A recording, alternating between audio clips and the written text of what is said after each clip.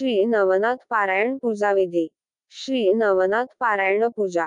पूजा सामग्री: श्रीफळ, सुपारी 12 नग, विड्याची पाने 7 नग, हळद, कुंकू, अक्षदा, अष्टगंध, भस्म, अत्तर, गुलाब पाणी, गोमूत्र, दूध, दही, मध, तूप साजूक, तेल, कापूसवात, फुलवात, कापूर, खडीसाखर, समई, सुट्टे पैसे, लाल कपा 2.5 मीटर, चौरंग, आसन, श्री नवनाथ फोटो, तांब्या 1 नग, काडेपेटी, फुले, हार, तले, रुमाल, निरंजन, अगरबत्ती, धूप, उद, श्री नवनाथ भक्तिसार ग्रंथ, सोवळे किंवा भगवी लुंगी। सकाळी लवकर उठावे, गोमूत्र टाकून स्नान करावे, सूर्यास अर्घ्य द्यावे, तुळशीस पाणी घालावे, नैमित्तिक देवपूजा करावी।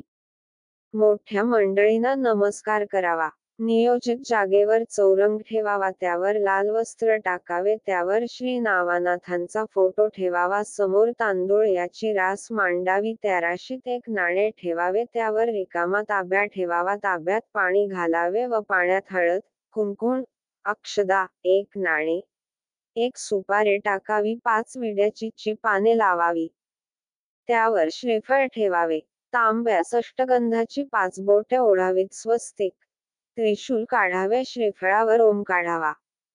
कलशाच्या उजव्या बाजूस विड्याची 2 पाने एकमेकावर ठेवावी, त्यावर तांदूळाची रास मांडावी, राशीत 1 नाणे ठेवावे, 1 सुपारी, पंचामृत, गुलाब पाणी शुद्ध पाण्याने धुवून पुसून त्यावर ठेवावी, गणपतीचे नामस्मरण 11 वेळ करून, हळद, कुंकू, अक्षदा, अत्तर, गंध, फुले वाहावी। मागे एका सरळ रेषेत तांदळाच्या 3 राशी मांडाव्या, अशा 3 ओळी मांडाव्या, समोर 1 राश मांडावी, प्रत्येक राशीत 1 नाणे ठेवावे, 1 सुपारी घेऊन पंचामृत, गुलाब पाणी व शुद्ध पाण्याने स्वच्छ धुवून पुसून घ्यावे, प्रत्येक राशीवर थोडे भस्म टाकावे व 1 सुपारी राशीवर ठेवत जावी, सर्व सुपारी ठेवून झाल्यावर अत्तर लावावे, प्रत्येक सुपारीस गंधफूल वाहावे, 1 सुपारी स्पर्श करून गायत्री मंत्राचा 11 वेळ जप करावा, फुले वाहावी व परत समोरील सुपारीस फुले, तुळसपत्रे किंवा बेलपाने वाहत 11 वेळ ओम चैतन्य दत्तात्रेयाय नम जप करावा व प्रत्येक सुपारीस अशीच पूजा करावी। नवनाथांच्या नावाचा जप करा, फुले, तुळस, बेलपाने वाहावी।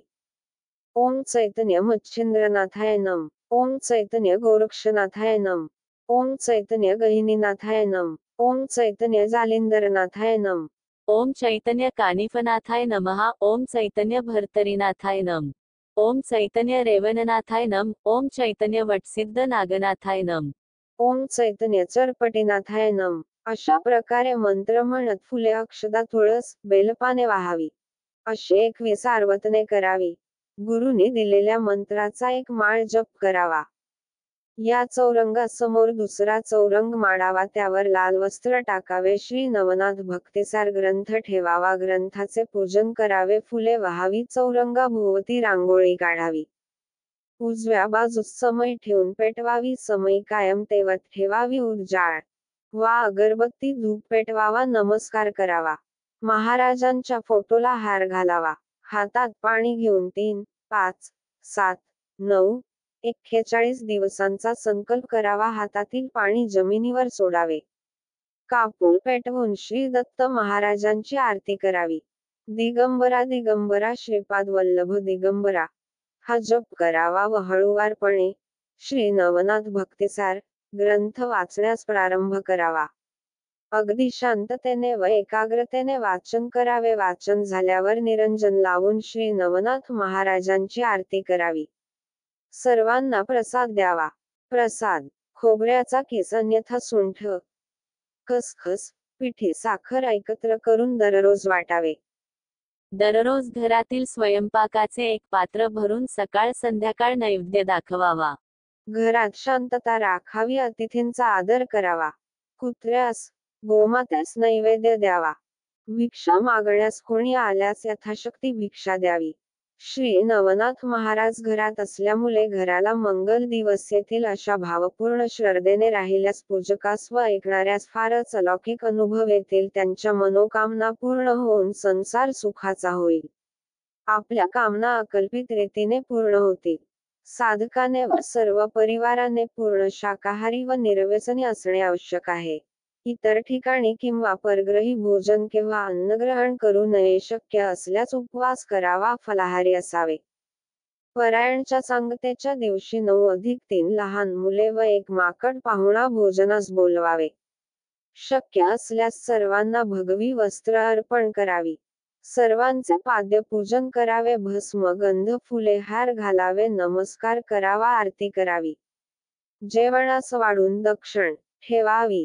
भोजनास नैवेद्य मुगाची खिचडी, घेवड्याची भाजी, उडदाचे वडे, कढी, पाटवड्या, अळूपानवडी, जोदल्याची खीर, मेथी भाजी, डांग, चटणी, गवार, वेडी, वाल, कारले, काकडी, बटाटे, टोमॅटोई यांची मिक्स भाजी करणे. सार, आमटी, भजी, पापड, ताक इत्यादीचा नैवेद्य असावा. सर्वांना पोटभर भोजन द्यावे व आपणही भोजन करावे. दुसऱ्या दिवशी सकाळी सर्व पूजा उचलून घ्यावी. ग्रंथ पूजेच्या जागेवर ठेवावा. फोटो देवघरात ठेवावा. बाकी सर्व साहित्य पाण्यात विसर्जित करावे. दर गुरुवारी शक्य असल्यास उपवास करावा. पुरुष व महिला कोणीही श्री नवनाथ भक्तिसार ग्रंथ पारायण, वाचन मनन करू शकतात. नाथांची सेवा कोणीही करण्यास हरकत नाही. नाथ जात पात धर्म पंथ या लिंग भेद मानत नाही. सर्वांनी आनंदाने नाथांची सेवा करावी व अल्लंघ निरंजन पदाची प्राप्ती करावी.